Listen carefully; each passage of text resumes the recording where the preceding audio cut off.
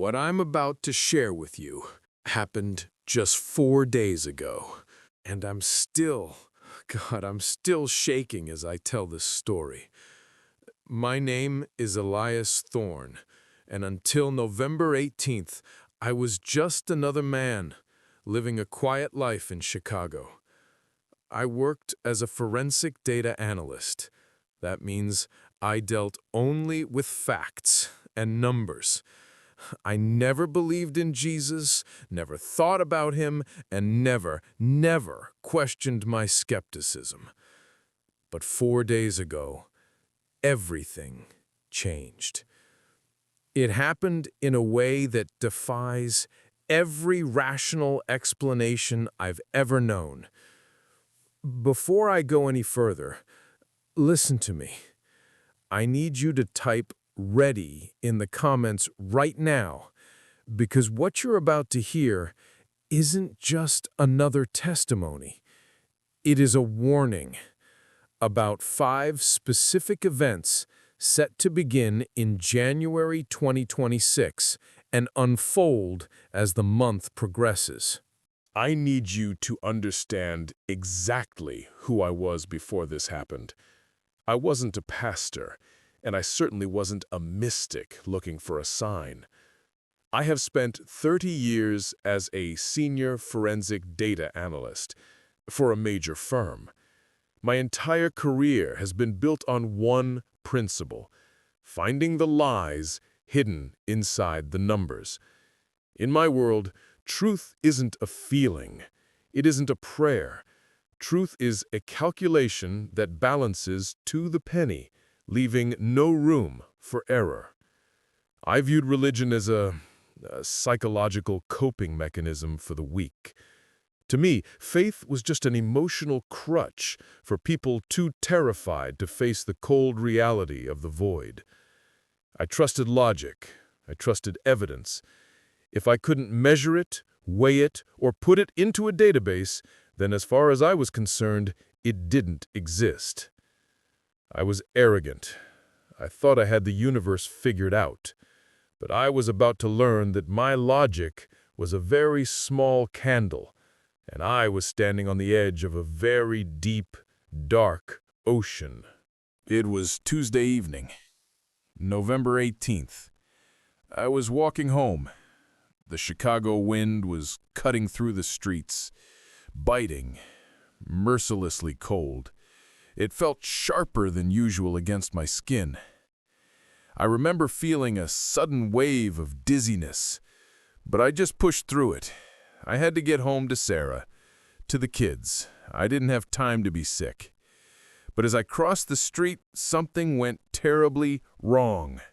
The world didn't just spin, it tilted violently on its axis.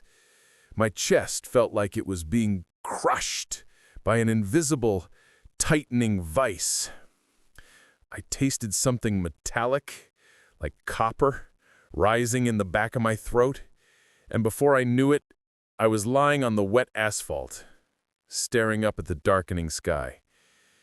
The streetlights blurred into streaks of dying light, and then total blackness. The paramedics told me later that I was gone for nearly 6 minutes. No pulse, no breathing, nothing. My heart had completely stopped. But during those 6 minutes, I was traveling. I didn't float up toward a tunnel of light, not like they show in the movies. It was more like I fell through the floor of reality itself. Suddenly, the pain was gone, replaced by absolute silence.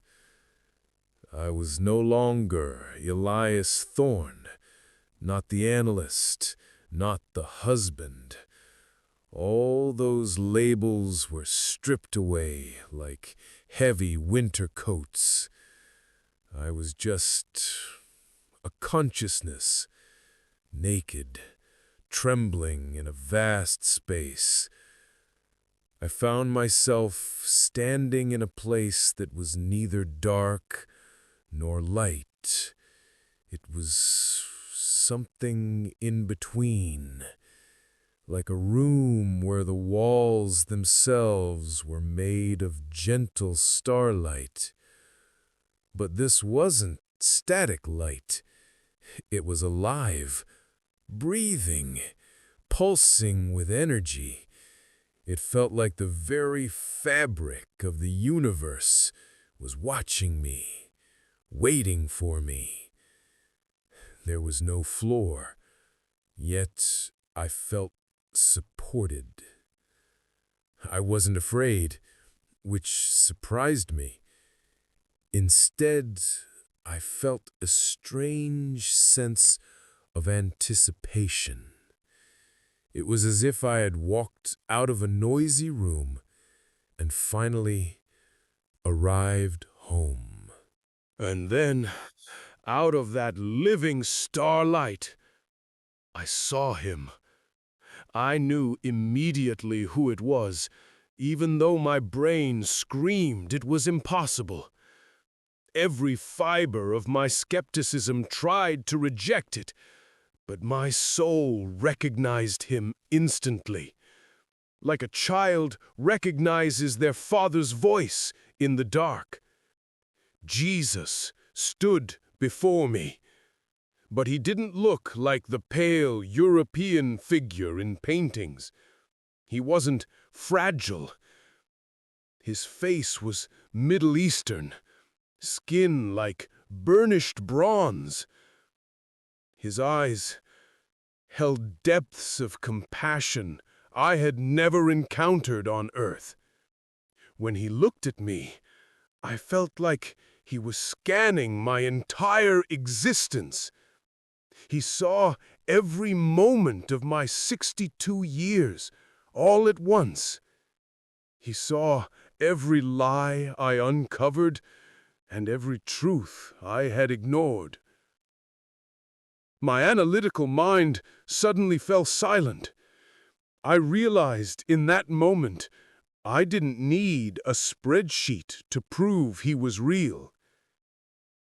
I was standing in the presence of the source of all logic, and for the first time in my life, I felt truly small, yet infinitely loved. "Elias," he said, though his lips didn't move. The words came directly into my mind, clear as thunder, but gentle as a whisper. He said, "You have spent a lifetime seeking the truth in numbers. Today, you stand before the one who is the truth itself." My knees should have buckled, but instead, I felt a peace so profound that all my questions melted away. He continued, "I have called you here for a purpose.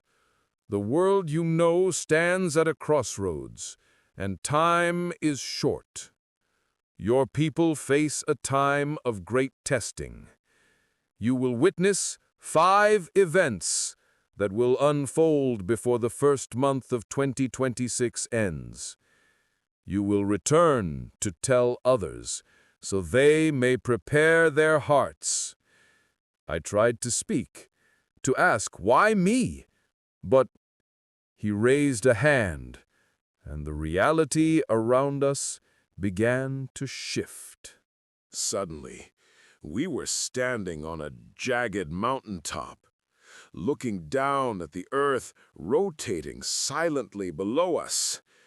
But this wasn't the earth I knew from maps. I saw the planet through a filter of spiritual reality. I could see streams of blinding light and thick, oily darkness flowing across continents. It was a data map, unlike anything I had ever analyzed. "Look closely," Jesus said. He pointed toward the Middle East. "The first event will shake the foundations of history and silence the skeptics. On January 8th, excavators near the Jordan Valley will uncover a secret. They will find something hidden for 2,000 years. This is not a myth, Elias. It is physical evidence of my earthly ministry that cannot be disputed. He looked at me with an intensity that made my spirit tremble. What is coming will force even the most hardened atheists to reconsider everything. Vision unfolded like a movie. I watched archaeologists working furiously at a dig site. They breached a limestone wall, uncovering a sealed chamber. On January 8th, Jesus whispered, "The earth itself will yield its testimony." Inside, I saw artifacts, scrolls preserved in clay jars, but most shocking of all, a Roman seal, broken and discarded, and writings from a guard who had stood at the tomb. It was a forensic account of the resurrection, written by a witness who had no reason to lie. As a data analyst, I know the difference between a forgery and genuine evidence. What I saw was a chain of custody stretching back 2,000 years. "This evidence cannot be hidden," he said. "It will force the world to confront the reality of the empty tomb." It was the physical proof that the resurrection is a historical fact. This discovery will divide the world like a sword, Jesus explained. Those who profit from darkness will rage against the light. I saw the reaction. Media giants trying to call it a hoax, governments trying to control the narrative, but truth spreads like wildfire. Images leaked onto the internet, shared millions of times, people staring at their phones in subways, offices, stunned. "The stones are crying out," Jesus said, sadly, "because my people have remained silent for too long." It forced a decision: accept the evidence or violently reject it. There was no longer any room for indifference. Then the atmosphere changed, heavy with judgment. He showed me massive structures, megachurches in America, grand headquarters in Europe. From the ground, they looked impressive, but from our perspective, they were transparent, glass. Between January 12th and 16th, Jesus continued, "I will allow a testing. False teachers will be fully exposed." I saw a dark mist pulled away, leaving them naked. Religious institutions built on sand will crumble. They have built glass houses and thrown stones at the poor.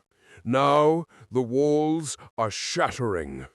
I watched in horror as famous leaders were led away. Financial crimes, moral failures, finally coming into the light. Congregations splitting apart. It was a week of shame.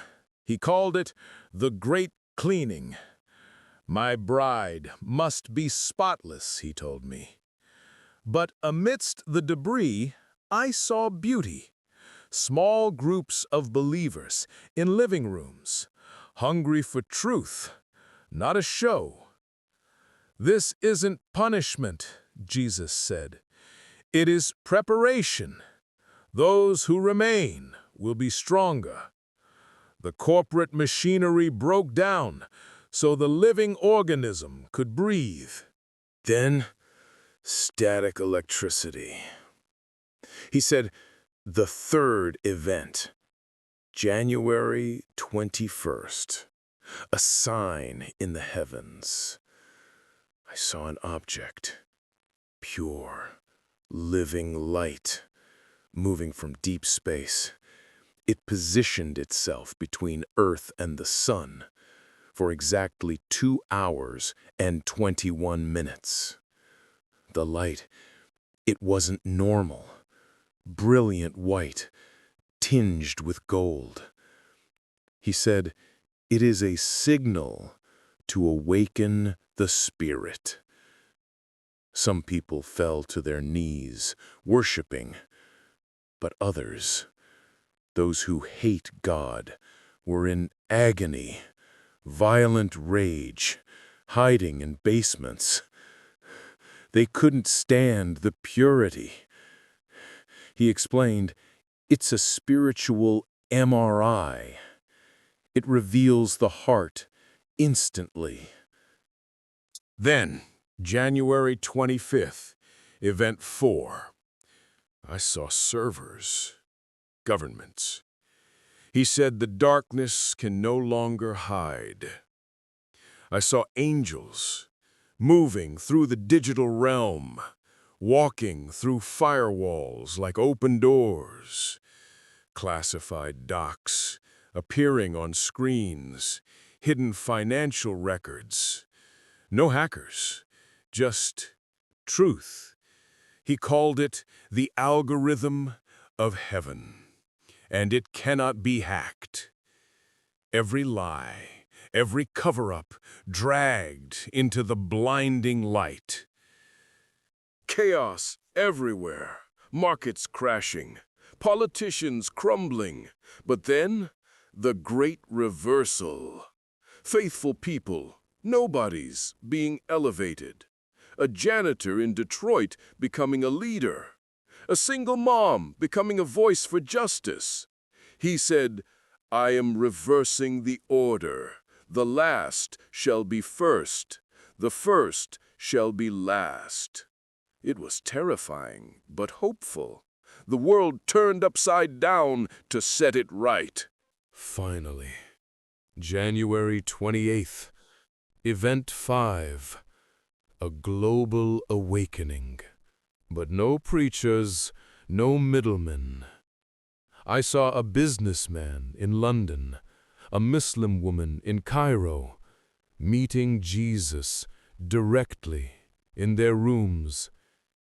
He said, "I am calling my laborers into the field myself."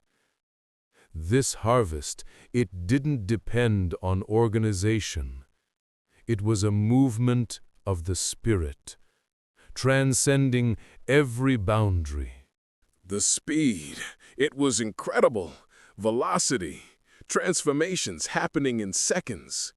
People abandoning careers, families restored, social media flooded with testimonies, even Hollywood stars changing overnight. He said, "Time is short, so I am accelerating the work. A lifetime in a day." The walls between nations dissolved. Unity, finally. But listen, he warned me. The enemy fights back. Counterfeits. False prophets performing miracles. He said, "Do not be deceived by the spectacle. The enemy copies the miracle, but he can't copy the fruit. Look for humility, repentance, love. If it brings pride, it's not from me." He showed me how to discern. The true move of God always points to the cross. Test every spirit, he said. Then he said, "Time is running out."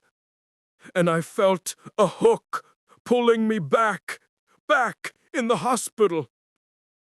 Doctors said it was a miracle. My son, he said it was a hallucination, oxygen deprivation. I almost believed him. Until I looked at my arm. Right where the IV was, a mark, like a shadow. shaped like a thumbprint. It's warm, right now. It's my anchor, proof that it was real.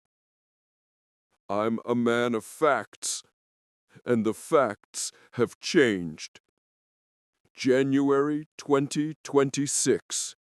The stone, the glass, the sky. Please, prepare. Subscribe. Share this. Don't be asleep when he comes.